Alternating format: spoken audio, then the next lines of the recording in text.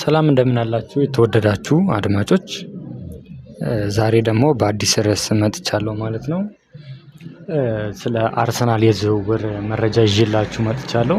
እንግዲህ እንደሚታወቀው ማርቲን ዙቢሜንዲ ከሪያል ሶሲዳድ ወደ አርሰናል ለመዘዋወር መስማማቱ ይታወሳል። አሁን ደግሞ ቀጣይ እርምጃቸውን ወደ ቪክተር ጊዮኬሬሽ የስፖርቲንግ ሊዝበን ኢንተርናሽናል የ25 ዓመት አጥቂ ወደ አርሰናል ለማምጣት ሙከራ እየተደረገ መሆኑን ከወኪሎቹ እንዲሁም ደግሞ አንዳንድ የዝውውር የወሬ ምንጮች እየዘገቡ ይገኛሉ።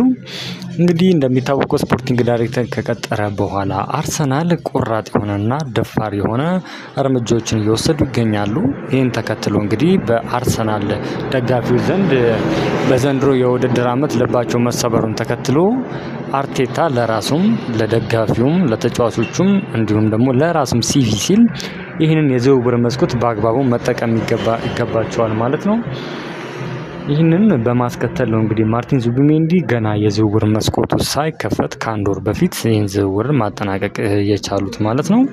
በቀጣይ እንግዲህ ቪክተር ጊዮኬሬሽን ለማስፈረም አርሰናል እስከ 75 ሚሊዮን ዩሮ ለማቅረብ ተዘጋጅቷል። እንዲሁም የደሞዝ ጉዳይ ከተጫዋቹ ወኪል ጋር እያወሩበት እንደሆነና ጥቅማ ጥቅሞች እንደማያጋጫቸውና ለስምምነት እንደሚቀርቡ ይታመናል ማለት ነው። ያንን እንዳሳኩ እንግዲህ አትሌቲኮ ቢልባው ተጫዋች ጋር የግራ መስመር ኒኮ ዊሊያምስ ጋር ድርድር እንዲሁ ከወኪሎቹ ጋር መጀመሩን የወሬ ምንጮች እየገለጹ ይገኛሉ። እንግዲህ